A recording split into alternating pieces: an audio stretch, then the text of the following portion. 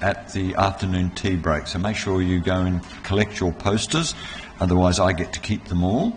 And with the trade exhibitors, I'd like to keep all their stuff, but apparently I can't. If you could also pack up at the afternoon tea break.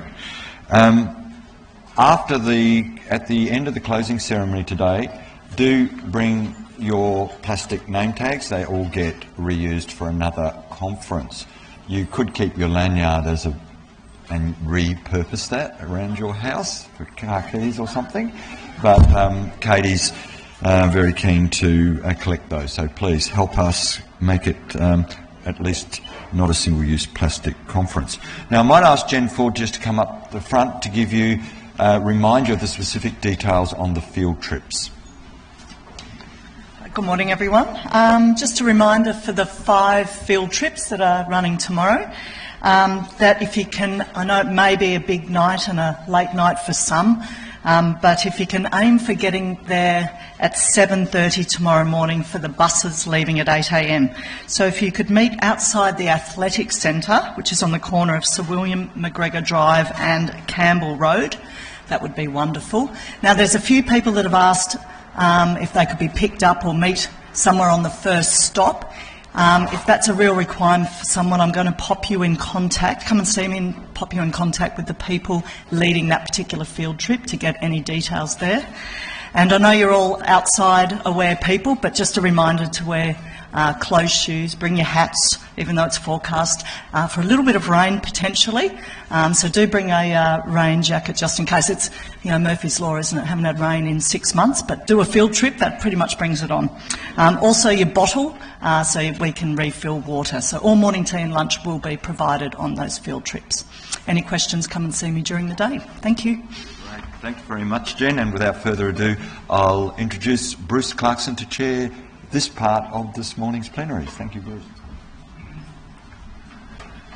Thank you, Kingsley, and good morning, everybody. You'll see from the sign behind me that we have an amazing lineup for this plenary. We've got 3 outstanding speakers. I know I've heard most of them speak before, and it is my pleasure to introduce the first plenary speaker for today, Associate Professor Daniel Laughlin.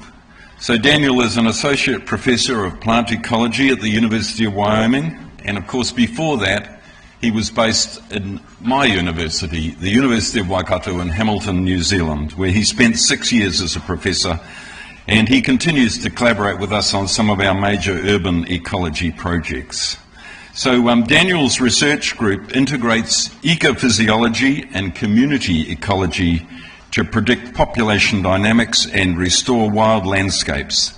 He develops predictive models of community assembly that integrate trait-based environmental filtering and species interactions, and is currently interested in identifying functional traits that predict plant population dynamics and fitness.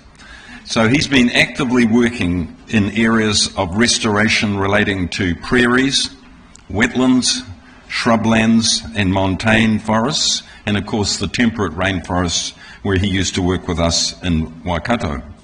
So he's currently developing quantitative frameworks for generating trait-based assemblages to meet functional objectives in restoration.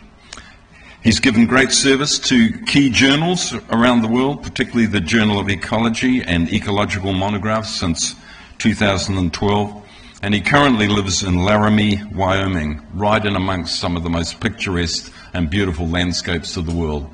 It's my pleasure to welcome you to the podium, Daniel.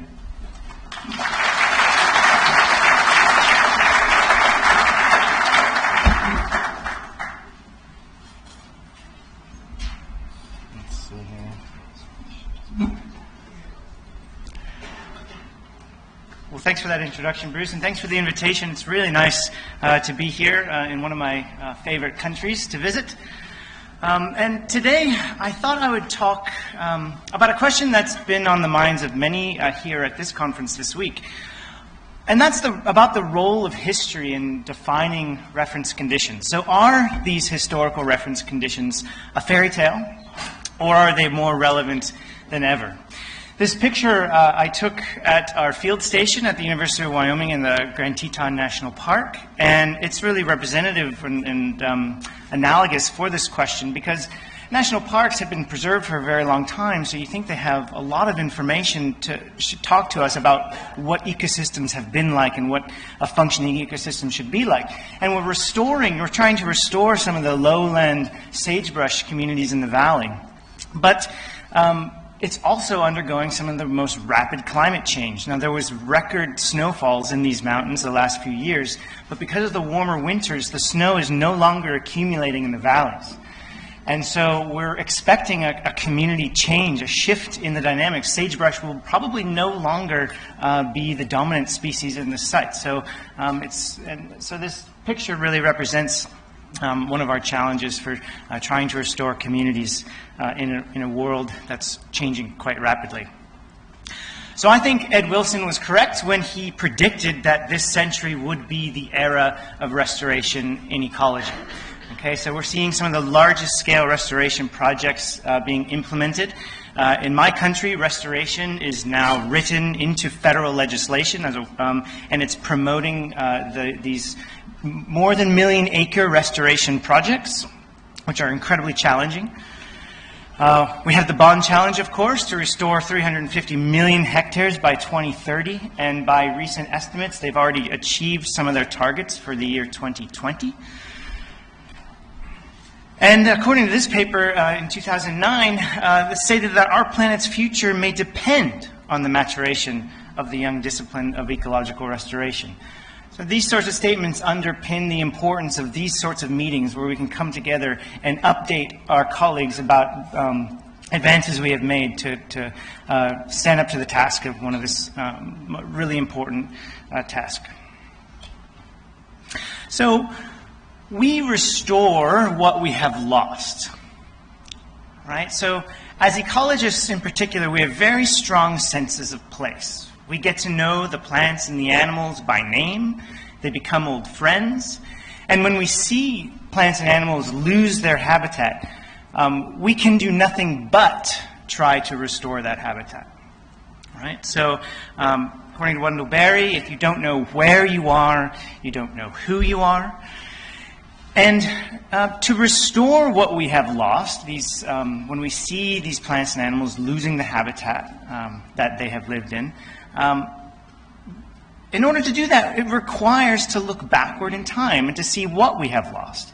So looking to history is a very natural way to define reference conditions and to set targets for restoration. And that's why this framework has really dominated ecological restoration for decades.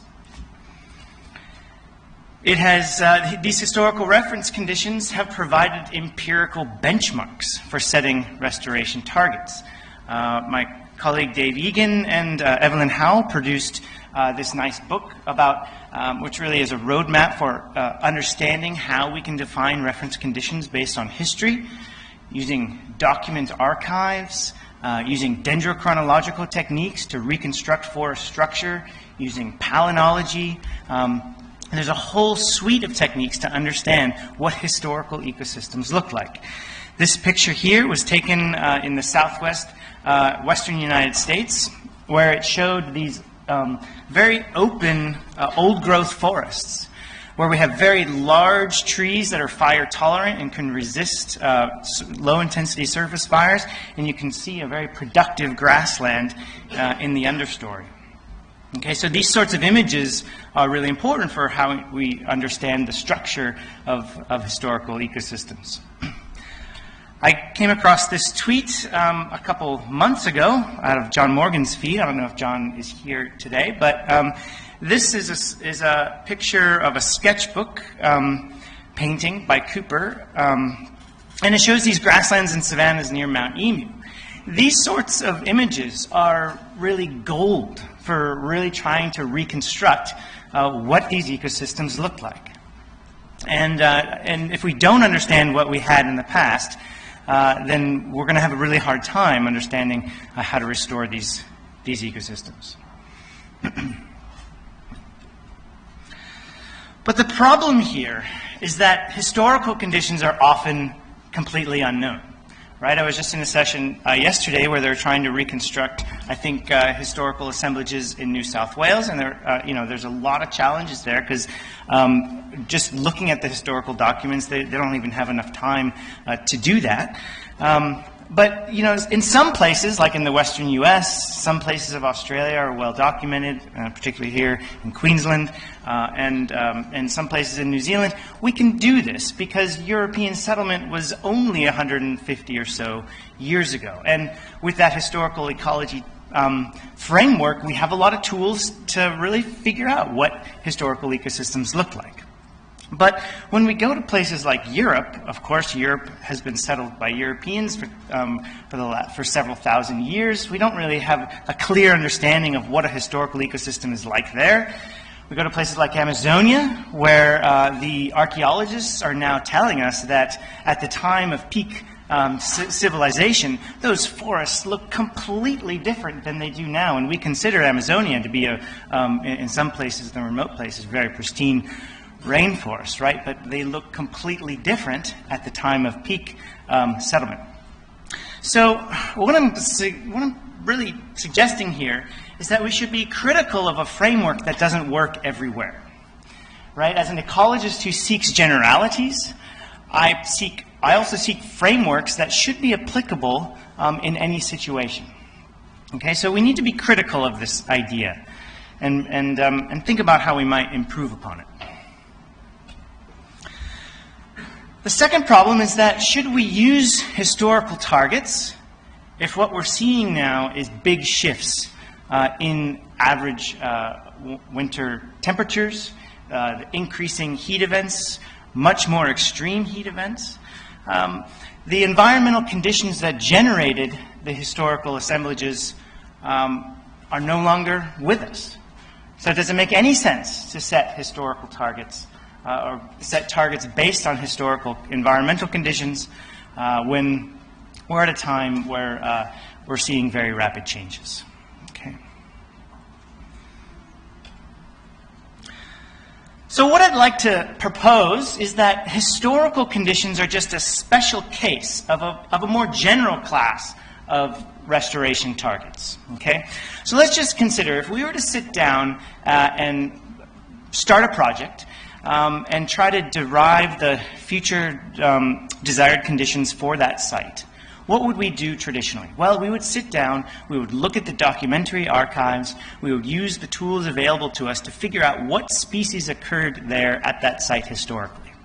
We would use these natural and document archives to therefore produce a list of species and perhaps the abundances of those species that meet these objectives.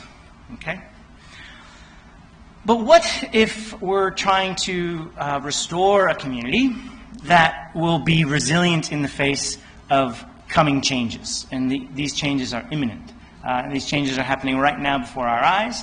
For example, we have some of the largest fire seasons that are occurring right now because our winters are so warm, our snowpack is melting so early that we're in a very different setup. So we need to think about these new stressors in a different way.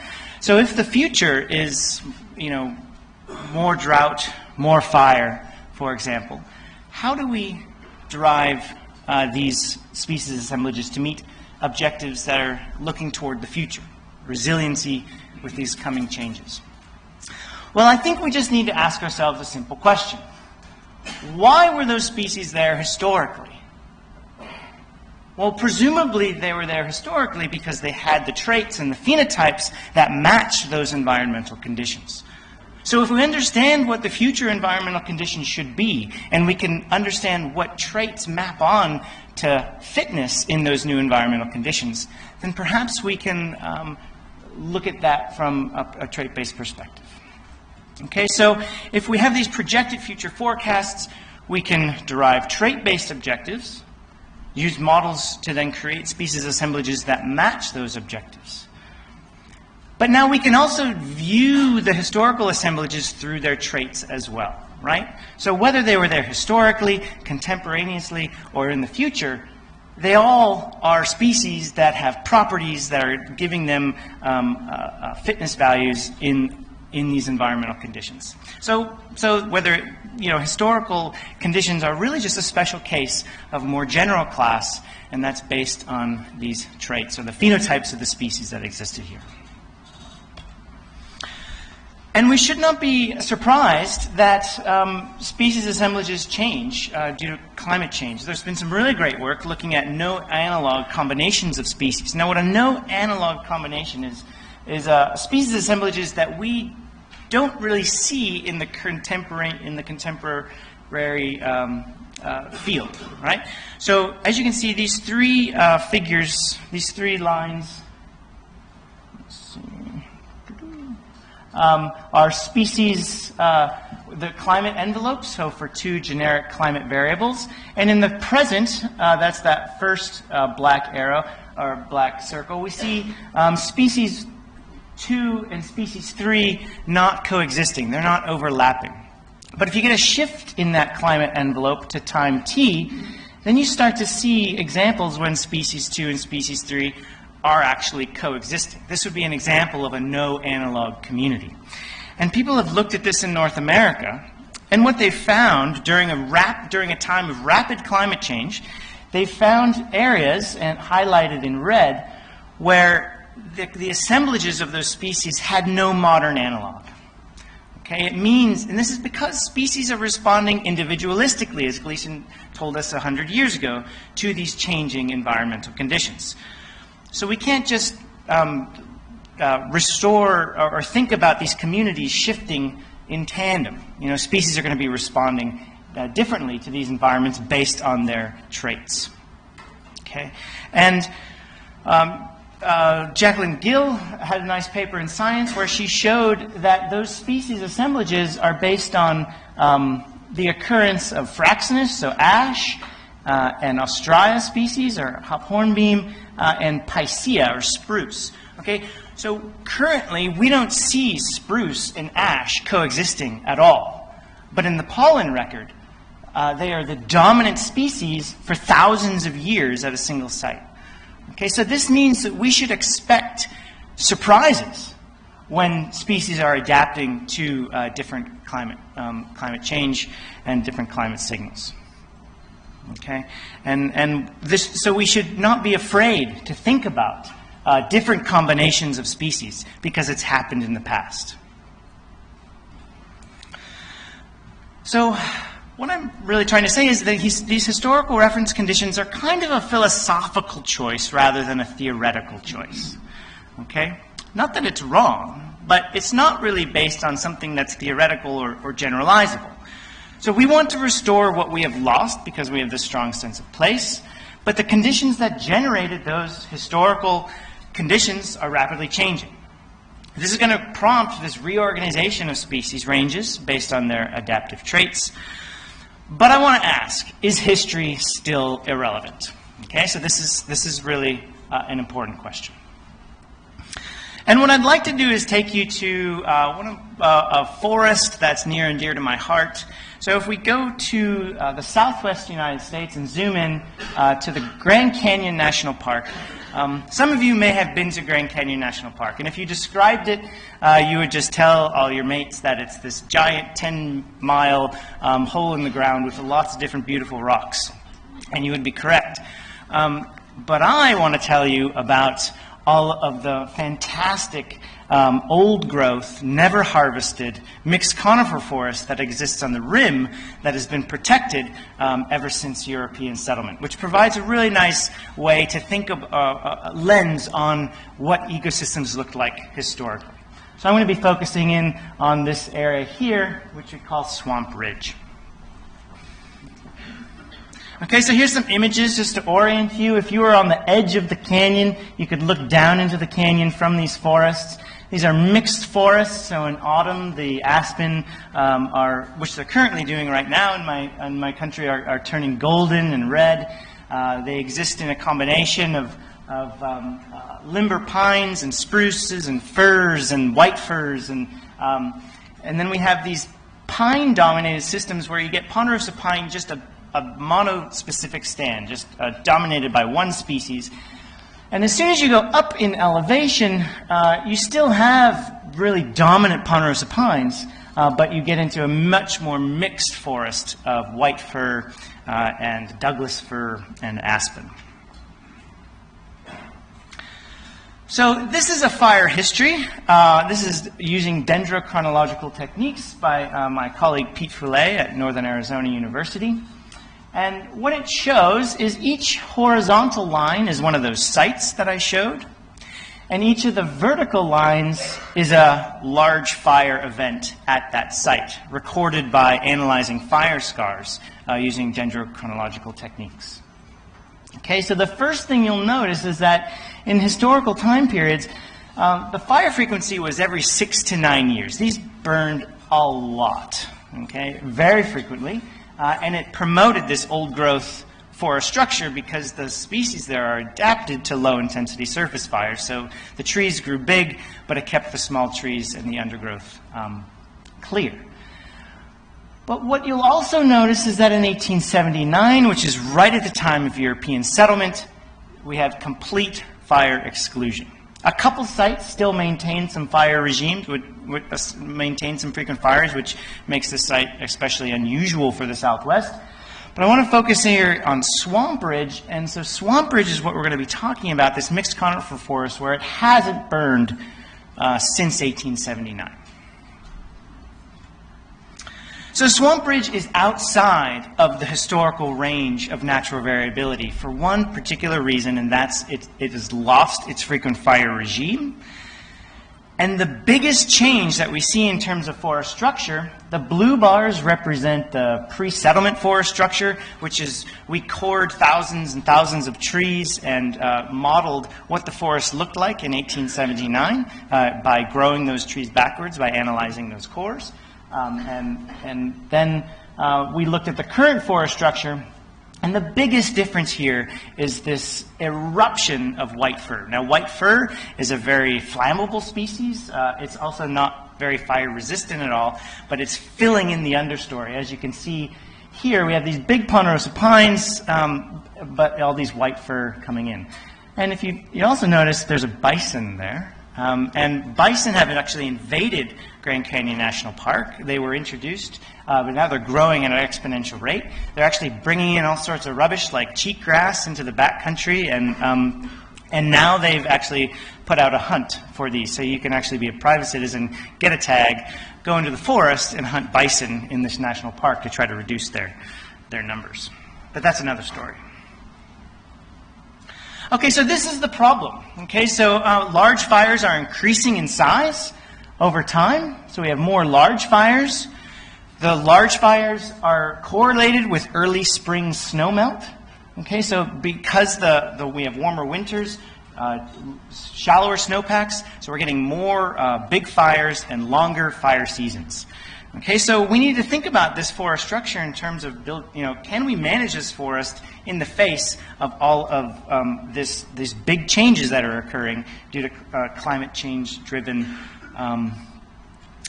fire regime change driven by climate change. Okay, so we have some management options in the national park. Typically, we would just go in with chainsaws and remove those small diameter trees. But because it's a national park, we're not allowed to use these sorts of mechanical treatments. In fact, the only things we can use, the biggest tool we can use is literally a Swiss Army knife. And so we have done that. We have had some treatments go in and we use Swiss Army knives and cut down these little trees, but that's only about the size is about that big.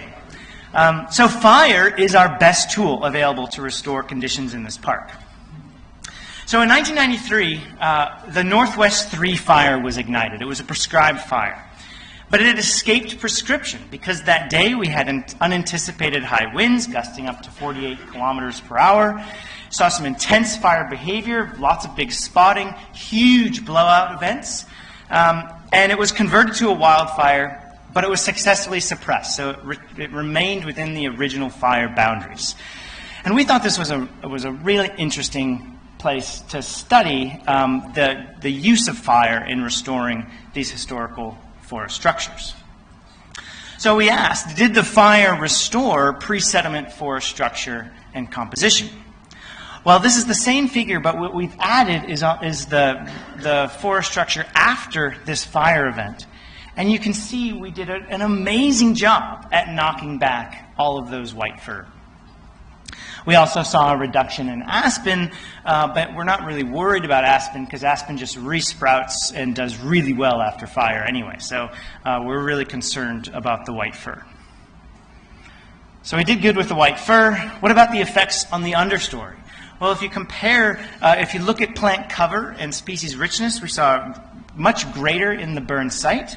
And very few exotic species actually came in. But this is because it has such a long history of a lack of disturbance, lack of human disturbance. So in a system that has been undisturbed, you can get a huge disturbance event like this and not have exotics come in because of the lack of a human presence in this landscape.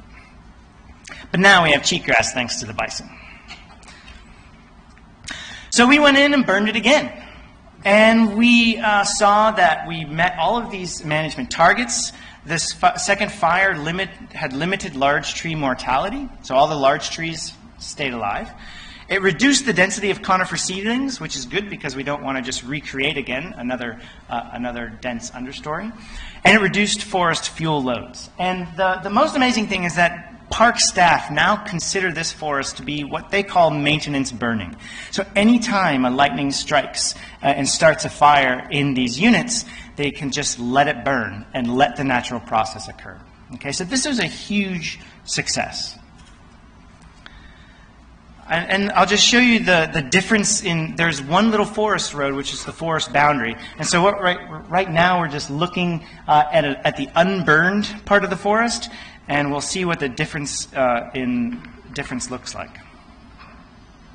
Pretty dense over this side, but this side burned twice now. Wow. Okay, so that's exactly what it looked like on the other side, really dense white fir, and now it's just broad open expanses of large trees. So, back to our question. Are historical conditions useful for managing western U.S. conifer forests? So historically, these forests were resilient to drought, to insects, to pathogens, and severe wildfires. And the structure of this forest now is more resistant and resilient to these same disturbances.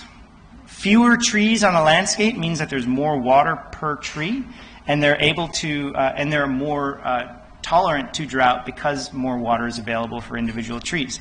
With more water available to individual trees, they're better able to protect themselves from pathogens or insect outbreaks like bark beetles, which are a big thing in the U.S. And also with the open forest structure, they're resilient to wildfire. So, in my opinion, wildland fire use in this area is consistent with both restoring historical forest structure and managing for resilience under climate change. Okay, so this is an example where these two things are compatible with each other. Okay, so we can't just throw history out. History provides us with the evolutionary context. It provides us with the species pool, which we have come to know and love, and that's what we want to restore. But I want to take an opportunity to think about what it would be like then if we just think about this from restoring it from the perspective of traits. And so with these increasing droughts, these increasing fire frequencies, we can think about the traits that might yield resilience in these conditions. And one of those traits would be increasing bark thickness. We have trees that have 10 centimeter thick barks, which is incredibly resistant to surface fires, and increasing wood density, which allows them to be more tolerant to drought. Okay, this is the densities of the species. These are just the 4-letter codes of those species of the historical reference conditions based on dendrochronology. And if we use a trait-based model, and I'm going to gloss over that because this afternoon I'll discuss these trait-based models in more detail. But we can use these trait-based models to take trait objectives and translate them into species assemblages. So if we want thick bark and dense wood, the desired future conditions for the system would look like this. And what I'd like to show you is that traits are telling us a very similar story to what we would see historically. But it does show us that some species should be benefited, in particular oaks. Oaks have very dense wood, and they're also resistant to fire and resprout. You can also think about expanding the species pool and going down in elevation to capture some species like pinyon and juniper species that are very tolerant to drought, and incorporating them into your models, thinking more broadly about what the native species pool is. Just because it doesn't grow there now doesn't mean it shouldn't be growing there in the future. Okay? And just, some of these traits are now being used in restoration around the world. There's a couple papers out now that I've been following, and you can see that they have taken traits and looked at the variation in traits in their system to define certain groups of species that are tolerant to drought, and they've sort of ordinated the species within trait space and defined these groups to assist in picking species to assist in restoration of these Mediterranean woodlands. There's also a paper out here at UQ where they showed that species wood density and the location of planted seedlings drive these early stage seedling survival rates during tropical forest restoration. And so we can use traits to predict survival in these early phase restoration projects where you're restoring forest from scratch, from pasture. These traits have predictive ability looking at growth rates and survival. So to summarize, are historical reference conditions an ecological fairy tale, or are they more relevant than ever? Well, what I would like to suggest is that historical conditions work in many cases. Historical conditions, history has provided the evolutionary context. It's provided the species pool, which we have come to know and love. The species that when we go on walks, the ones that we name and the ones that we say hello to on our walks, those are the species that we want to restore.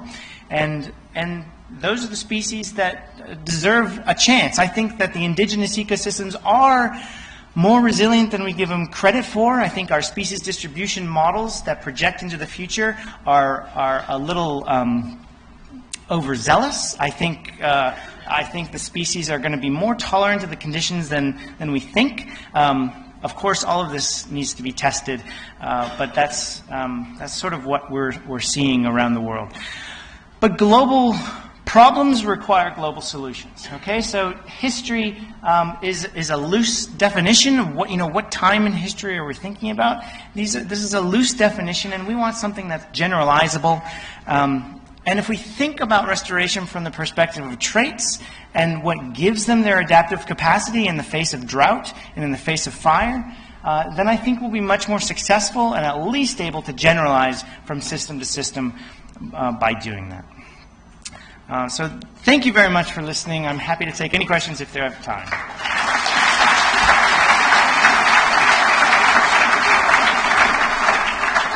Don't you just love a speaker who sticks to time? And a comprehensive account and a thought-provoking one too, and I know there are going to be some questions. I saw a hand go up there.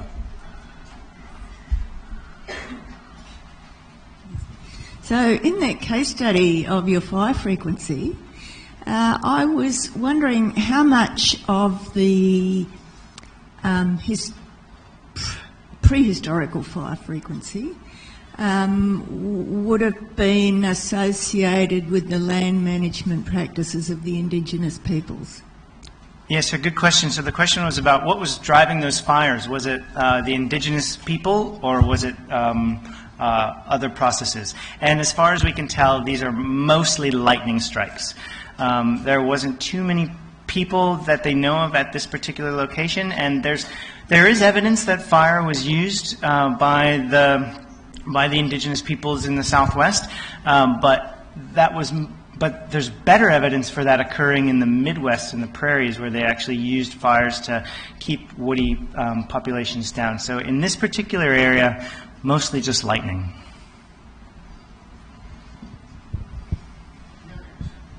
Yeah, I'm just interested. You kind of touched on it, Andrew, because changes in the different species you see in time frames. sort of answers it, but I'm trying to get any thoughts on the differences in the way species are interacting successionally, the different points of different conditions.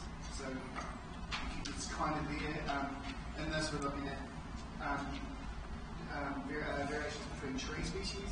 But, like the New Zealand context, a lot of time we plan successionally, so we work through the climate here, and that's going to change with different conditions as well. Yeah, definitely. So the question is about what about succession in these forest systems that have dynamics over time, over long time scales? And that's a good question. I think in this system, naturally, the first thing that comes in after a fire is aspen. And aspen will dominate the stand for decades, and then conifers typically come in under them and eventually replace them. But if you're setting targets based on traits in forest systems, it makes a lot of sense to make those targets related to the pioneers, and then use natural processes to get other species in, whether it's enrichment plantings or whether you're capitalizing on birds to bring in species of later succession. So it's a good question. What time in that succession do you set your trait-based targets? It's an excellent question. My question, you said the historical fire was managed Laughlin. So what was the cause for the next 100 years without fire? What's the reason? The question is, why was their fire excluded after 1879? Is that the question? Yeah, so when the Europeans came, they brought sheep with them. And sheep eliminated all the fine surface fuels, and that pretty much stopped all fires from occurring at large spatial scales. So there was no fine fuels to carry the surface fuels. So in the 1870s, the sheep came in and eventually were taken off once it was put under protection. So they had been grazed at some point. But that's pretty much the big reason. And in the early 1900s, the United States took a militaristic approach to fire suppression, and so they have the 10 a.m. policy. If a fire starts, by 10 a.m. the next morning, that fire should be out. And so they've used air tankers and all sorts of large equipment to put out fires, and we've been incredibly successful. And now we're trying to sort of, we have to undo what we have done in terms of fire suppression. So I'm sorry we've run out of time. We're going to have to move on. So just once again, could you join with me in thanking Daniel for his excellent presentation? Thank you. So our next speaker is Linda Bell. Linda is the manager of the Threatened Species Conservation at the Office of the Environment and Heritage in New South Wales. As manager of the Saving Our Species program, Linda oversees the allocation and management of $100 million over 5 years. So Saving Our Species is an innovative conservation program. It aims to halt the growing numbers of Australians' animals and plants facing extinction. It aims to secure as many threatened species that can be secured in the wild as possible over the next 100 years. Please join with me in welcoming Linda.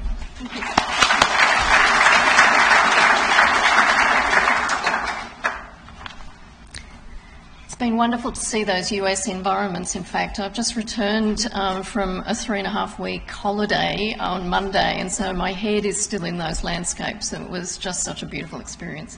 Anyway, I'm now going to look on a fairly narrower basis and look at the situation in New South Wales, where we've been undertaking a review, a comprehensive review of how we deal with threatened species conservation. So I'm just going to take us through some of the challenges that we're dealing with, key elements of our program, how we prioritise, monitoring, evaluation, reporting, and some case studies that look at how we're trying to deal with restoration and landscapes and some of the complexities that come with that, and some of the challenging questions that we're now trying to deal with. So how did we get here? I think, like many people that have been managing threatened species for a long time, We had this challenge of an increasing number of species, and we were unclear that we were able to either say what we'd achieved or how much we'd achieved, or even get any attention on those species. And there were substantial constraints, of course, on resources, capacity, data, knowledge, etc. And there were a whole lot of things that we could not control, including environmental issues, but also the socio-political environment. And so the question we were struggling with was how to optimise the limited resources that we had so that we could get the greatest outcome. As background, like many jurisdictions, we had focused on recovery plans. There were certainly high-profile successes. Overall, they were rarely ever implemented comprehensively, and we were hard-pressed to actually say what we'd achieved, how much, where, etc. And we'd finished, I think in New South Wales, just less than 100, and so we're out of kilter there. So we brought in the Priorities Action Statement, and that was to address the needs of all species so that we had some clear actions. When we reviewed the Priorities Action Statement, again, we found that there were 40% of actions implemented, and they weren't comprehensive for individual species, they were scattered across species. The Priorities Action Statement was simple and straightforward, but it wasn't really as useful as we wanted it to be for planning and action on the ground. In many cases, they were very process-driven, not action-based. And it was really difficult, again, to assess what we'd achieved in terms of outcomes for our species. So part of my talk was about transferring theory into practice and how hard it can be, because our journey started in 2009 when we started to talk to Hugh Possingham, UQ, and of course the New Zealand government was dealing with these same issues as we were. We managed to get Hugh Possingham to address our executive and talk about how there could be alternative ways of dealing with threatened species conservation. It took us a couple of years to then get the funding that enabled us to do a major review, and then in 2013 we launched, and that included $8 million over 4 years. Some of that was retrospective, but it allowed us to look comprehensively, build databases and start to implement serious investment in projects. So we had about 70 to 80 projects underway. Having costed and identified clear projects, it did have a strong influence in getting us to focus on other investment and to attract other investments. So the Environmental Trust provided us with some funds, reintroduction of locally extinct mammals. So we're starting to build some momentum. The review of our legislation stressed that threatened species conservation needed to be a priority and supported the approach that we'd taken. We then had an election commitment of $100 million for saving our species over 5 years. Having operated with not very much money, operating with a lot of money can be a bit of a shock as well, but it was a very exciting time. And sometimes we do reflect on the success in terms of how we survived our own success. So in 2016 we began implementation, and we've also managed to use this as an opportunity to multiply that effectiveness. The program goal is quite different from what we've done in the past, and so our goal is to maximise the number of threatened species that are secure in the wild for 100 years. And I'll go through why we've gone for that goal rather than some of the others that we've talked about over many years. The program itself that we developed in partnership with a whole range of people, of course, it's targeted, detailed, explicit, mapped projects where we can do that. Objective, transparent prioritisation, which I've got to say, as we implement the program, we're getting better at how we do that. Outcomes, focus, and working out how we can engage a whole range of partners, because we are just one small player, although a significant, consistent player in threatened species conservation. And the key for us was as well was rigorous and comprehensive monitoring, evaluation, reporting, which of course has not been straightforward at all. So in terms of objective setting, we've looked at balancing out the number of species invested in against the investment in each species, and we're not seeking explicitly to delist from the Biodiversity Conservation Act. I acknowledge that sometimes that will happen. In many cases that's because we've got more projects out there now and we've got an opportunity to find out whether we've got more examples of particular species or less. But our goal instead has been to secure in the long term. So that's been a really radical change for us. The key elements of the program. So we've got a statewide strategic framework, we've got a legislative basis, and we're also publishing, as we develop them, our clear approaches to how we're looking at each of the streams of threatened species. Clear goal, leadership has been crucial, the objective, prioritisation, fundamental. I've got to say that running a program like this has also meant that we have to think much more seriously about program and project management. It is key, and implicit in that is our financial management as well, so that having received this money from the New South Wales Government, we're very clear on what we have been able to achieve. That's been a really big change for us as well. And operational policy, we're much more exposed because we've got so many projects happening that we have to have clear guidance to people on how we're recommending that people go about their work.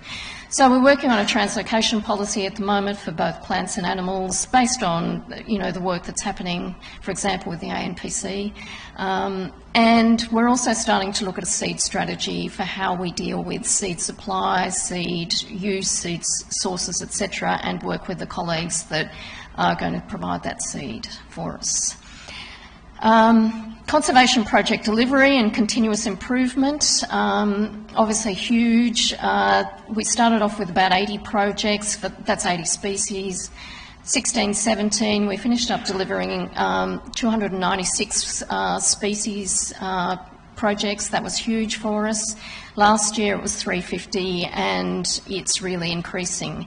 And as you can imagine, that sort of scale has meant that a whole lot of systems need to be in place. And it's also meant that we've invested in a whole lot of plants that have never been invested in the past. Monitoring plans are either developed for each of the species or under development, and filling knowledge gaps is also a key part of what we're doing. Crucial, of course, in terms of communication, engagement and longevity are the people we have in our organisation, the expertise and the partners. I'm going to talk a bit further about some of our strategic areas of restoration work, and it will not be someone like me who's a program manager, it will be the scientists, the practitioners, etc., who will make this happen. And change management has been a major part of the program as well. So how are we doing it? Now, some of you may have seen this many times before, so apologies to those, but it just helps us to look at where we started. So we started with the PPP protocol, the protocol for prioritisation, and instead of applying it across all threatened species, we looked at across all of our threatened species and grouped them according to how they're going to either respond or to be managed or knowledge, etc. And it helped us to prioritise as well between groups of species. We started with site managed, and they're the ones that are clearly defined in space and action, so we focused on those. Started to work on landscape managed species, and I'll talk about that shortly. Iconic again, we're not going to stop investing in the koala and some of those iconic species. Data deficient, when we tried to allocate some of these species to streams, we realised we didn't know enough about them. We weren't clear on the threats really, we weren't always clear where they were. So we have an area of investment to improve those knowledge gaps. Partnerships, because New South Wales is just a part of this, and Keep Watch, where we're looking at how are we going to, for those species that are perhaps just regionally rare and not under threat at the moment in a significant way. How do we keep watch on them so that we don't ignore them, but are clear about which ones we should be thinking about and when we should be checking on whether we are keeping watch? And threatened ecological communities. And in looking at those, we've divided it into two. Some are regionally, some are broadly dispersed and some are very limited in their distribution. Those that are limited, we've looked at them in a very similar way to how we look at site-managed species. We're starting to look at key threatening processes. Certainly, there's quite a large number of those as well. But we cannot invest in all of them. So that's where we're up to. The PPP, the Project Prioritisation Protocol, we set up some expert panels. We're now implementing a large number of these projects, so over time they will be tailored to reflect our knowledge about where these species are and how we're going to go about managing them. Started to look at those specific objectives and how we were going to make estimates of benefits, likelihood of success and cost, and of course these were very difficult to work out. But that's what the basis is, and now as we start to implement, it's starting to become clearer. This was a really big thing for us in being able to show people what the actions were and where we were going to undertake those actions. This is the algorithm. You've probably seen that already. It's looking at benefit, likelihood of success and cost, and it's about marginal increase in 100-year viability. Likelihood of success is the feasibility and the response. Costs, we're getting better at that as well, but obviously there are going to be issues around cost sharing across multiple species. Instead of coming up with a list from 1 to 100 or 1 to 500, we've looked at these species in terms of bands of species, and it's just been a more realistic way of looking at the accuracy of the figures that we've come up with. And of course the final investment decisions are always going to include the PPP, but they're going to include human issues as well, and that includes where we've got in-kind investments, capacity, expertise and monitoring. Landscape species and TCs have caused us to think quite a lot about how we do that. They're not quite so straightforward. So for widespread, highly dispersed species and communities, it's difficult to quantify targets in the same way for meeting statewide viability objectives. So we come up with questions about how many sites, how much habitat's enough, and so instead we've looked at the unit of prioritisation becoming the site or the network of sites, and where a target population or ecosystem patch can be explicitly defined. And instead of some of the other analysis, we've looked at these following principles for identifying prioritisation. So occurrence of significant or strategically important patch size, targeted management, high likelihood of success, which of course is important in terms of people, access, etc. Capacity, expertise to deliver our outcomes. There's no point in identifying an area where nobody's working or likely to work. Long-term sustainability and benefits to multiple species. And of course cost effectiveness. Now, as you can imagine, working our way through that is a little bit vexed, but that's where we're up to. And we've started to implement those projects this year. Monitoring, evaluation, reporting has been fundamental and hard. So we're undertaking program evaluation. We developed a program logic. It's not just about ecology, there's also the social components of the program as well. And so we're just in that process of annual review of the program as a whole to see if we're in fact meeting our objectives. Project evaluation, as I said, monitoring plans for each project. Some of these questions are fairly straightforward, such as have we done what we said we'd do, how much money, although that's not always that clear in terms of in-kind, impact on threats, and are we seeing any benefit to those species over time. But the other issue is, are we on track to meet our long-term objective of whether these species are going to be around in 100 years? And that is why we're doing monitoring plans for each of those species, to try and get a sense of that. And we're using a framework based on process models, population and threat indicators, and cost-effective approach to monitoring, of course. However, it can be a challenge to be able to deliver on our long-term objective and be cost-effective, but that's what we're doing.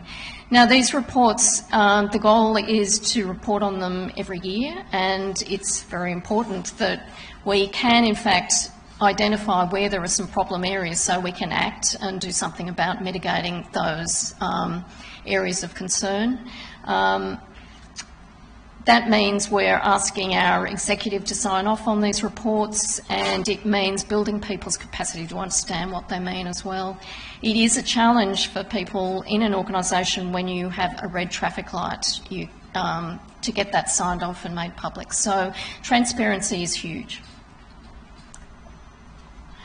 I've got a couple of case studies here on some of the work that we're doing with strategically looking at decision-making around landscape species. And of course, I'm just managing the program, not just managing, I think it's a big job, but anyway, fortunately we're in partnership with a whole lot of people that are the scientists, and that's certainly not me, but I do understand where this work is going to help us to make those decisions. So just to give you a bit of a flavour of some of the work that we're doing to answer some of the questions that are going to come up when we're trying to work out how we prioritise threatened ecological communities and landscape species.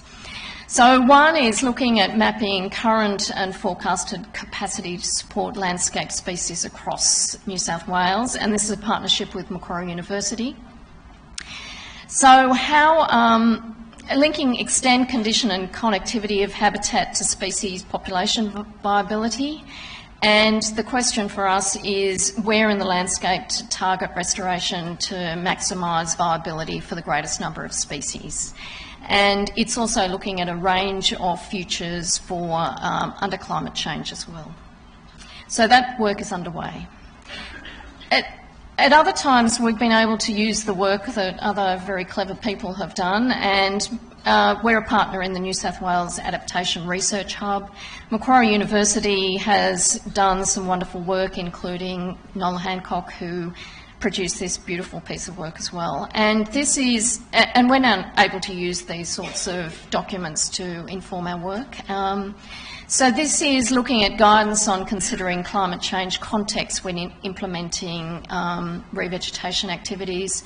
I assume many people in the room have seen this. It's a very useful document, and it will help to help us in looking at the actions on the ground.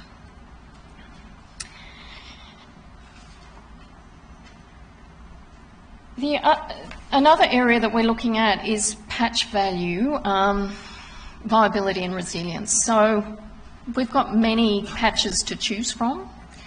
Where in the landscape should we invest in restoration to maximise community viability and minimise risk of ecosystem collapse? Now, I'm not saying that we shouldn't invest broadly, but if we have a limited budget, where are we going to start that process so that it's going to have the major impact?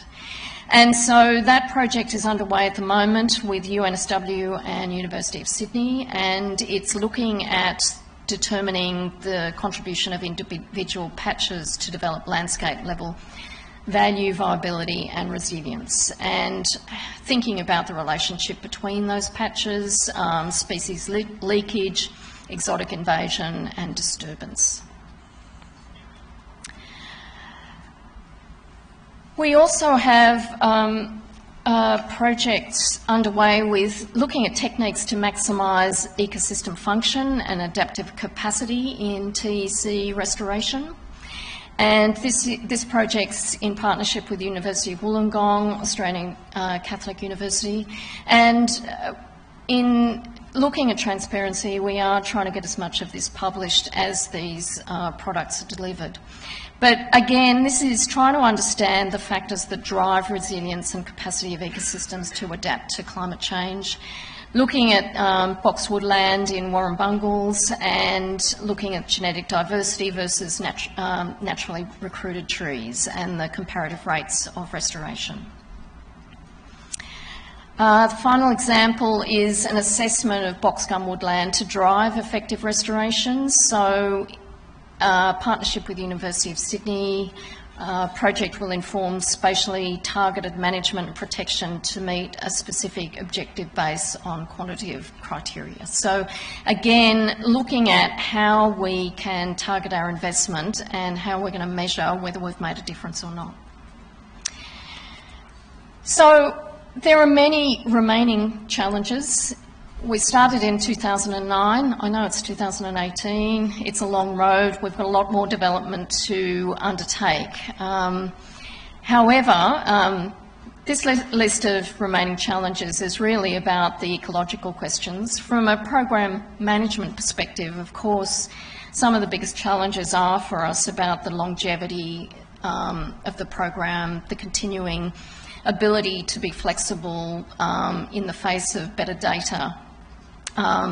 The engagement of a broad number of people. How do we bring people along with us to think this is a good way of going about our work? Partnerships are crucial.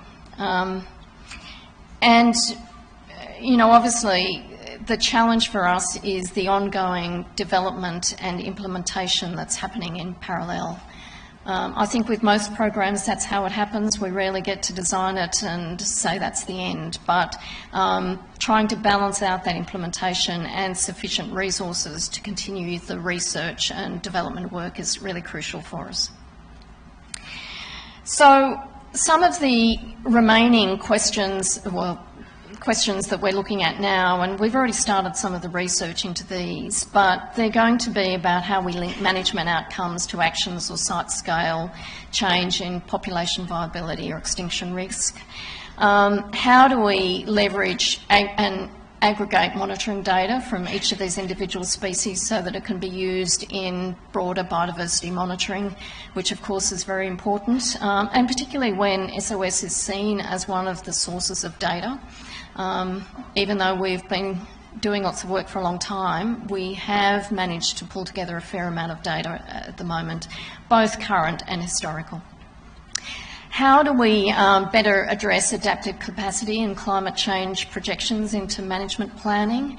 And that's been a really important component of our site managed species as well. We developed those projects, but now we really need to check that we have addressed the climate change predictions as well. Which species should we be looking at that adaptive management? Incorporating complementarity into landscape scale investments. So how do we get even bigger bang for our buck? Obviously artificial intelligence is a good way of dealing with that. We don't have big data, we have small data, but that's some of the questions. And more and more to be done, but I'd just like to finish that it's been such a positive program to work on. I think many of us have been involved in threatened species for a long time, and to be able to do something so tangible on the ground has been exciting. To be able to bring in some new ecologists and project managers, some botanists into the organisation has been exciting. And most importantly, it's about the partnerships, both practitioners and businesses that want to work with us in threatened species conservation. So it has been an exciting program. The challenges still remain, and thank you for listening to me.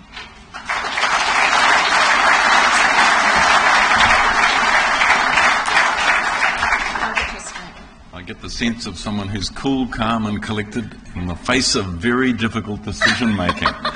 So Linda is ready to answer. Possibly we have time for 2 questions. Who's first? There. Well done.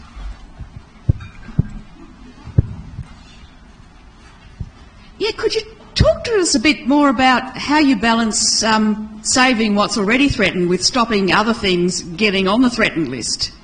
Sure. So one of the ways that I'd have to say we're not trying to do everything. So we're not trying to look at every species beyond the threatened species, but we have done some serious review of our key threatening processes. So for us, being able to address key threatening processes helps us to address the concerns about other species becoming threatened.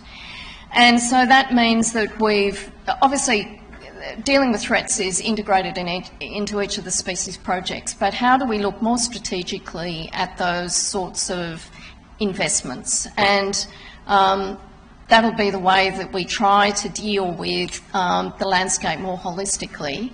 Obviously our focus is threatened species, but how do we look at those threats that then benefit a whole range of species? And how do we work with other programs that are trying to deal with these issues as well? And obviously there's been a big investment in the Biodiversity Conservation Trust where there's private land conservation. So threats are the way that we're looking at it. There will be some benefits, but the partnerships will be part of the answer as well. It's interesting, I've been to many threatened species presentations, and whenever you get the challenge slide, there's always the big one, funding. So could you lead us through how New South Wales has been so successful in getting the political will to invest what is nationally the largest program of its type? Yes. Look, I think having the program in place was important. So we didn't put to people an infinite amount of investment required for each of those species. So we're very specific about each of those projects. I think, so that helps. And we'd started to invest. I think with any project, big program that you're revising, you have to get on and do it without the funding initially. And so that's what we did. I think we also spent a lot of time bringing our executive and our minister along with us. So that was very important to what we were doing.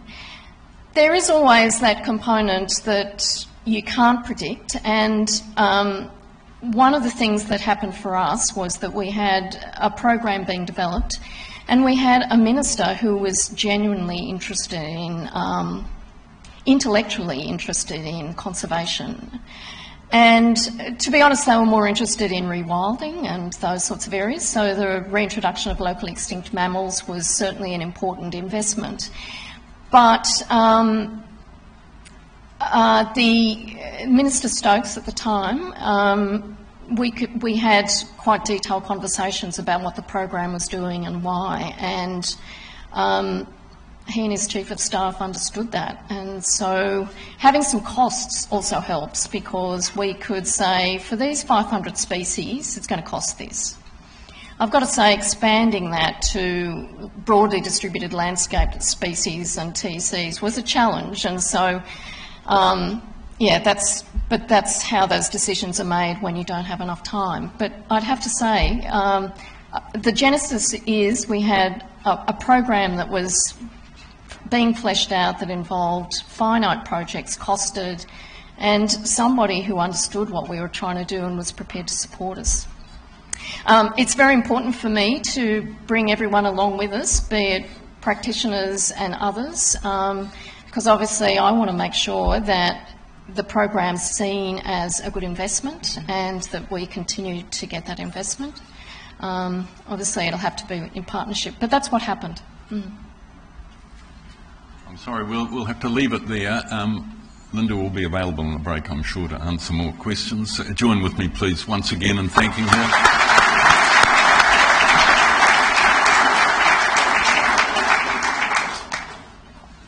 So our third speaker, and the final one before our coffee break, is Professor Kerrie Wilson. So Kerrie is an ARC Future Fellow at the University of Queensland, Director of the Australian Research Council Centre of Excellence for Environmental Decisions, and an affiliated Professor in Conservation Science at the University of Copenhagen. She holds degrees in Environmental Science from UQ and a Doctor of Philosophy from the University of Melbourne, and that was undertaken in collaboration with the United Nations Environment Programme World Conservation Monitoring Centre, located in Cambridge. So Kerrie has a particular interest in applied conservation resource allocation problems, such as where to invest, limited interest in applied conservation resource allocation problems, such as where to invest limited resources to protect or restore biodiversity, and the role of ecosystem services in achieving conservation goals. And of course, her research has been published widely in high impact journals like Nature and Science. We look forward to hearing your story, Kerrie. Thank you.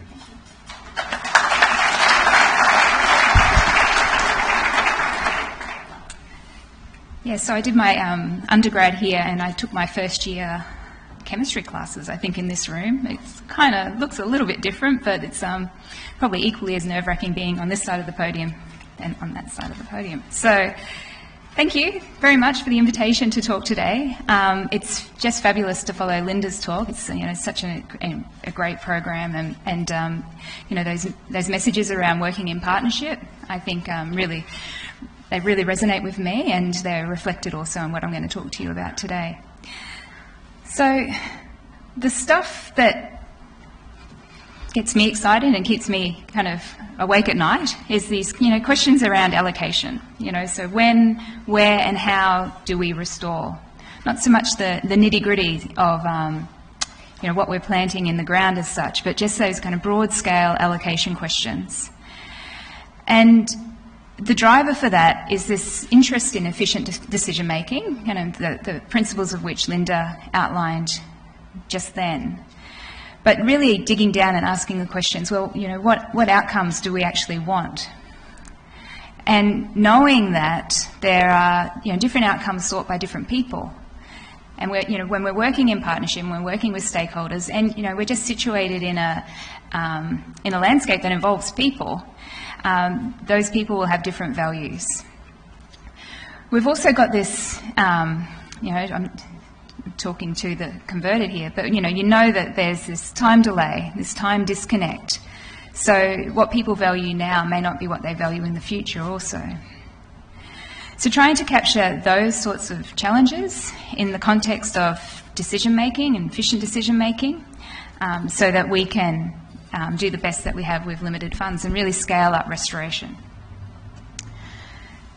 So we're an environmental decision centre of excellence. Hugh Possingham was the previous director of that. So you can either love it or hate it, but that's what it is. And we do lots of things. We don't discriminate, though. We don't discriminate by ecosystem type. In terms of working in terrestrial, freshwater, marine systems. I believe Phoebe chaired a session on marine restoration yesterday, for example. We also don't discriminate by discipline, so we like to play with lots of different people that can bring us ideas from other disciplines and throw them at conservation problems and restoration problems. So, we spend, in our projects that work really well, I would say we spend 80% of our time talking and understanding and listening and trying to really grasp what's going on, what the contribution that can be made from other disciplines at our problems.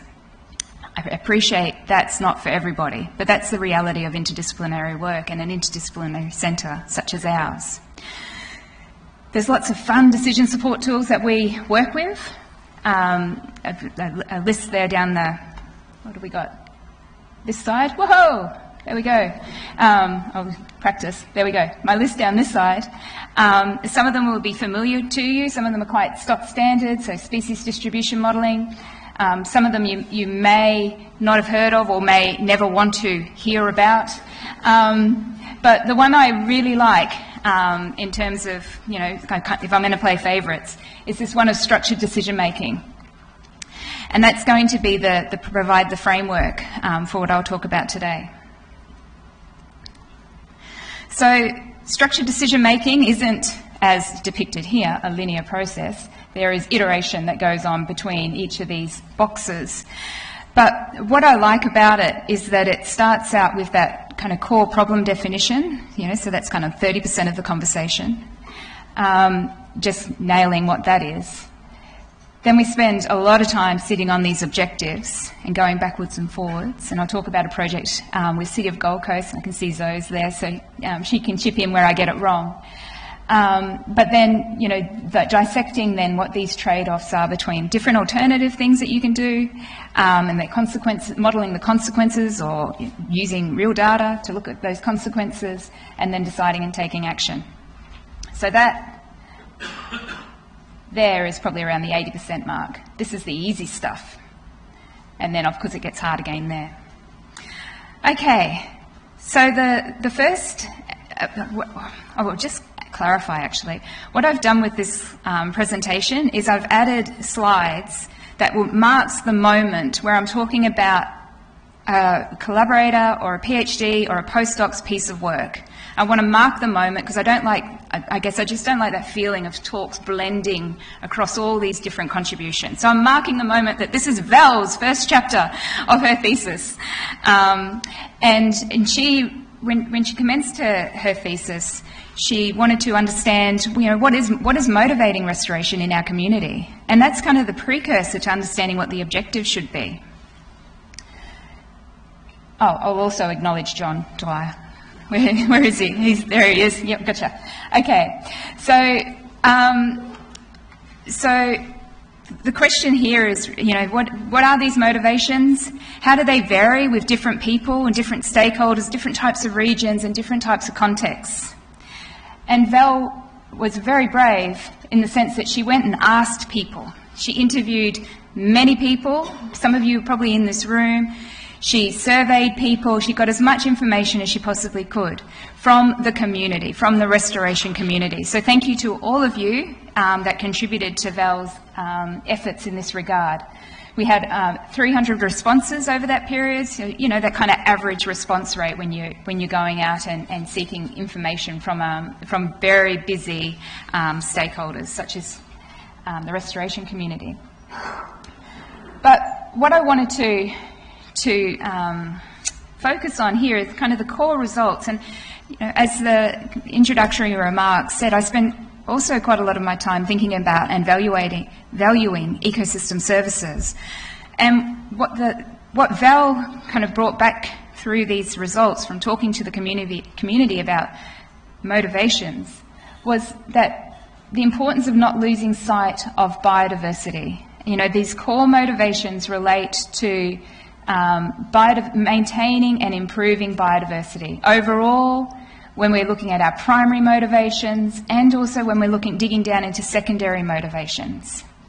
So that was a good. These results came at a good point in my own research career, just to reflect and take a step back and think about that. Biodiversity is what's motivating most of us to do this type of work, not so much these secondary objectives around offsetting, you know, as a kind of regulatory motivation or ecosystem service provision. So we need to allow for respect and give credit to that primary motivation when we're planning our restoration projects, not kind of get wrapped up in the hype of fads that are passing through the system, is probably the realisation for myself. But where we have to kind of shift our motivations in order to gain traction, just be cautious about that trade-offs between ecosystem service delivery and biodiversity outcomes. And I won't dig into that as a topic area in this talk, but that we spend quite a lot of our time now looking at that also. And seeking also to reconcile those different motivations. So this kind of starts to lead into the component around objectives and understanding what people value. So with City of Gold Coast as our partner in this project, or hats off to them, they've been fabulous project partners. We set out to develop a restoration decision support tool, and I'll talk about that later in this particular talk. But first of all, we really needed to clarify what the objectives were. And I think for a project that was run over 3 years and just come in its final stages now, I don't think at the beginning we realised how much time we would need to spend just thinking about what those objectives were. This marking the moment, of course, this is Angela Guerrero's contribution. She's a postdoc, she's a social scientist, she has a business background, previously worked for banks and what have you, and she helped us with this objective setting approach. So what we wanted our objectives with the City of Gold Coast project to be were value-driven objectives, fundamental objectives, not strategic objectives, not process objectives, how you're going to get there. We wanted to know what those fundamental objectives were. So we needed to make those underlying values of the stakeholders involved in this project, underlying values explicit. We needed to do this because we knew that we could do a really polished, nice prioritisation analysis, but if people's values weren't explicit, they were hidden, then they could create conflict and difficulties for the project down the track. And we also wanted to make sure that if we, by making these value-driven objectives transparent, then we can be really clear about those trade-offs, and alluding again to those trade-offs potentially that might exist between biodiversity and ecosystem service provision in some instances, but not all. And it took time because we needed to engage and engage widely. So, the basis, the premise of this is that a good objective setting approach facilitates transparent, logical and defensible actions. Okay, why wouldn't we all want that? We're all funded by some agency, or we're all working with some community. So, by starting out right and knowing what they value and crafting those objectives around that, it's bound to be better in the long run. We first of all also wanted to understand what current practice was doing in the restoration space. Through looking at the literature, knowing that the literature doesn't cover all activity in the restoration kind of realm, but looking at the literature, we have really paucity, I guess, of examples of where structured processes for objective elicitation had been used, limited reporting on how stakeholders had been involved, almost no reporting on the process of eliciting the objectives to start off with. There might be an objective stated, but where did that come from and who was part of the conversation? Also, objectives need to be put in the context of a time frame as well, but time frame has been rarely dealt with or explicitly recorded. What is the time frame over which the objective is sought? And probably the big realisation that came from it was stakeholders are involved in restoration planning and project planning, right? But they're often involved later on in the process when someone else has kind of done the design, ran the analysis, run through a project logic worksheet, and then they're brought in. Okay, so this is kind of shifting that conversation early in the piece. So, it's a pretty simple approach. We did a combination of, again, a survey, but a survey with a difference, and also a workshop. So often structured decision-making involves really cleverly crafted and facilitated workshops with stakeholders, but we knew that we would only get, a handful of people, 8 or 9 people of key stakeholders from the City of Gold Coast group, in this case, in the room at any one time. There are a lot of other people that should have a say in relation to what those objectives should be.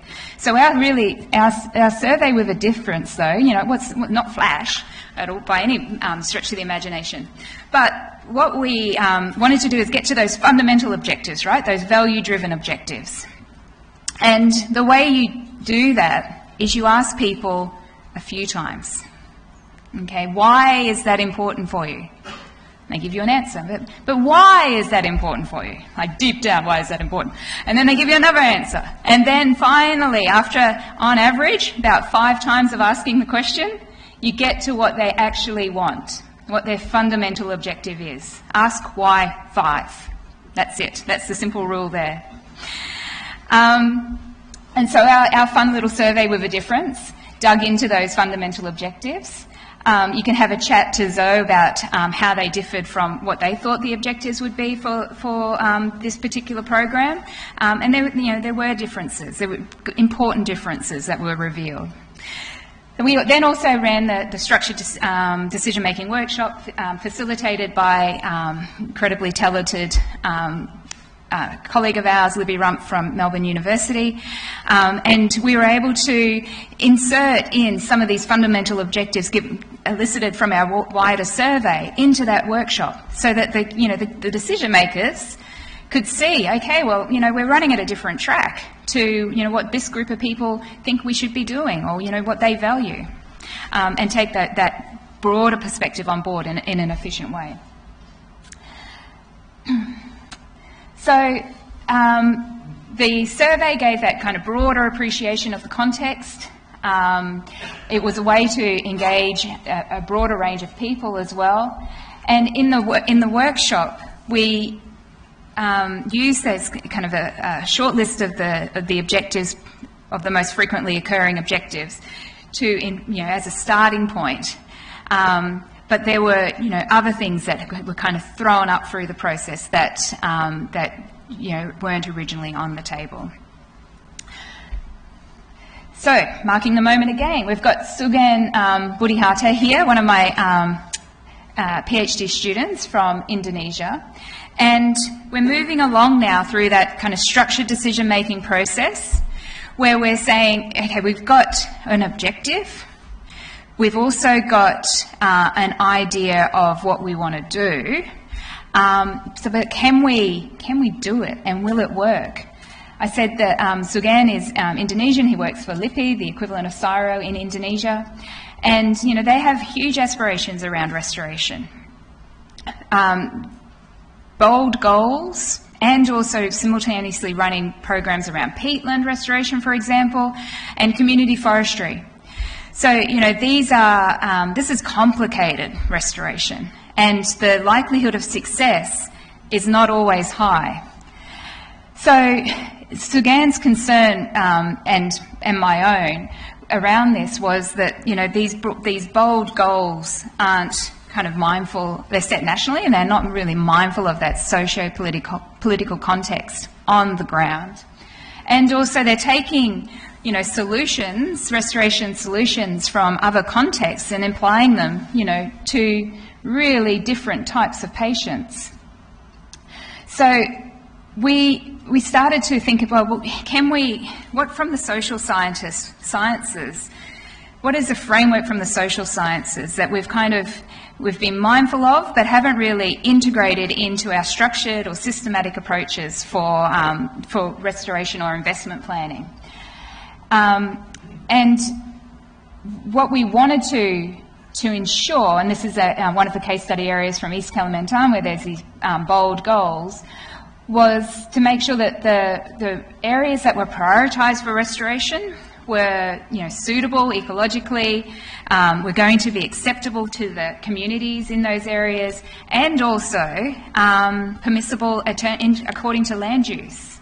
And so people that have worked in Indonesia would be well aware, it's difficult just getting two land use maps to coincide and line up, So that seems like a simple problem, I think, in the Australian context. It's not in the context of this particular case study area. Oh my gosh. Okay, I thought I wouldn't have enough to say, but I better whip along now. There's an objective. What we did, and this is probably the take-home point, is taken Eleanor Ostrom's socio-ecological systems framework and integrated it with these more kind of structured processes around of decision-making.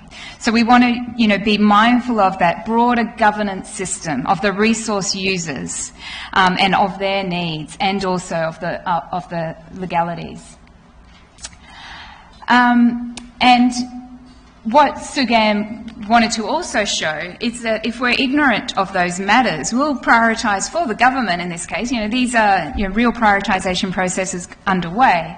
We'll prioritise very different areas. So if we're just looking at where would be the best to plant ecologically, we have recommendations that are kind of lining up against oil palm plantations. if we just look at the ecology and the social, we'll be advocating for really silly suggestions around where restoration should occur. They just would not be allowed to occur there. And then you can kind of get that sweet spot where you're cognizant of all these constraints and context conditions. The final part of the talk is, I probably don't have to dwell on too much because Luke Xu presented aspects of this earlier in the week.